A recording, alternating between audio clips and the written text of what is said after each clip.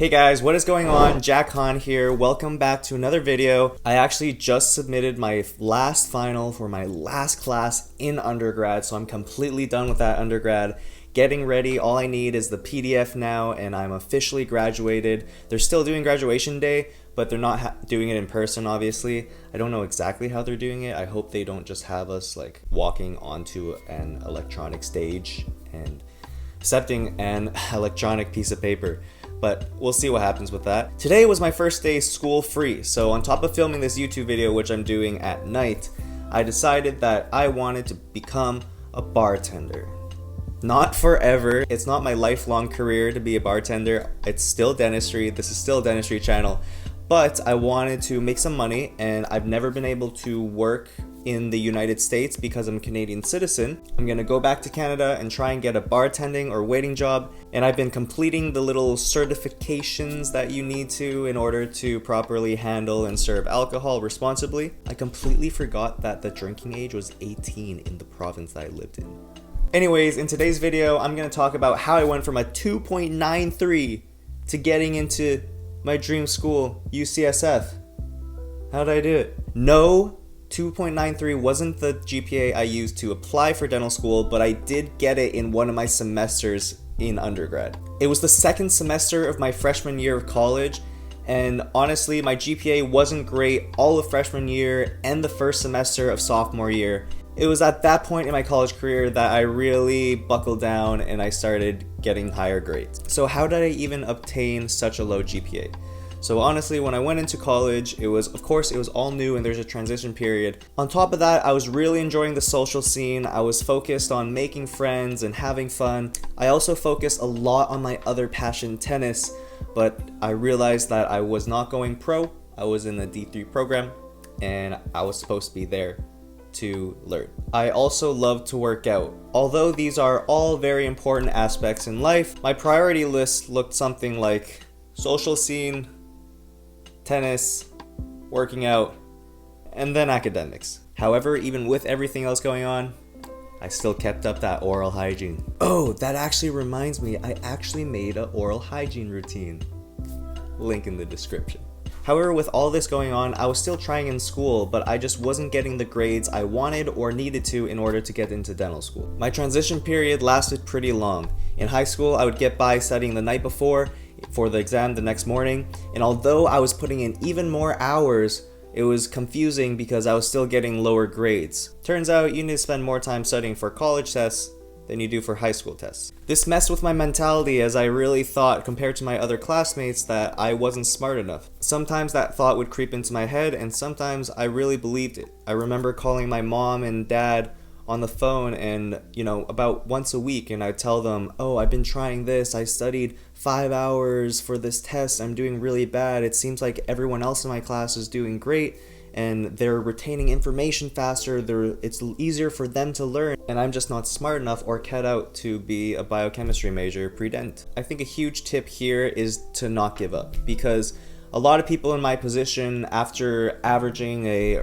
3.0 GPA, 3.1, 3.2, after the first 3 semesters of college, a lot of people would give up right there. And you see the class sizes going from 120 at my school for the intro classes into 20 people for the biophysical chemistry, the last class in my major. Of course, many people have legitimate reasons of dropping pre-med or pre-dental, and a lot of people also have their passions change. But I'm talking to those people that really want to get into dental school or medical school or whatever graduate school you want to get into. It's okay that you have a low GPA at the beginning, because for some people, it'll take a little longer to bump that GPA up and get into dental school. So second semester of sophomore year comes around, and I didn't give up, and I took it as a warning, and I used it as a rebound and a trampoline to shoot up. So I told myself, since I really wanted to become a dentist, and I knew that the GPA was a really important factor in the application process, that I had to get it up and I had to cut other things out. So of course, it's all about how you manage your times, right? So I put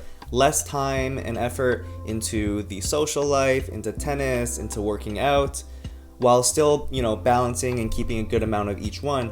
But because I was putting less time into my other passions, I could put more time into studying and into being prepared for class and doing the assignments more properly. So this motivated me to raise my GPA, and it has not dropped below 3.8 after the second semester of sophomore year. Your average GPA that you apply with is not the only thing that they look at. Remember that it's really important, and admissions committees really like looking for the upward trend. So it's okay if you start lower and then you end up higher, and your average, my average turned out to be 3.54 when I applied. So a 3.54 with the upward trend is gonna look even better than just a steady 3.54. And if you started out strong at a 3.8 and then you dip down to a 3.2 and now your average is a 3.5. Another thing that they take into consideration is the difficulty of classes. When I got my 2.93 GPA, I was taking Bio 2, Chem 2, Calculus, and English. So they would consider that, okay, Calculus 2 is not a prerequisite for dental school, and also it's considered a hard class. If you do end up applying to dental school with a subpar GPA, subpar meaning below a 3.5, the average person that gets accepted into dental school has around a 3.5 GPA. So if you have below a 3.5 GPA, then you can make that up with a higher DAT score. I ended up getting a 19 on my DAT, which is slightly below average. So with an average GPA and a below average DAT, I still managed to get into 3 dental schools and also my top dream school. So how did I do it? Remember, it's not just academics that dental schools look for. They also look at your extracurricular activities, which I actually just made a video on last weekend, so definitely go and check it out. I think that video is really helpful because it lists out every single one of my extracurricular activities that was on the AdSAS application. So because I had strong extracurricular activities and extracurriculars in general, it balanced out with the average GPA and the low DAT that I had. So remember, a lot of schools are using the holistic approach of your application, so they're not just looking at your numbers and academics. Other schools though, there will be a cutoff. So let's say a cutoff of 3.2 GPA, or a cutoff of you can't get anything under 18 on the DAT. So for those schools, of course, academics and your number grades are more important. In that case, or if you just want a higher GPA, because of course if with a higher GPA, it's going to be easier to get into dental school. One great solution for that is going into a master's program. I know a lot of people in master's program, and they say that they have a lot of success getting high GPAs in the master's program. Maybe it's the course material, maybe it's just because they matured and they know that, oh, I have to get a high GPA if I want to get into dental school. That was the part of my application that was lacking. Show the admissions committee that you can do it. Hit a high GPA in your master's program, which is considered even higher level education than undergrad, and get into the dental school of your dreams.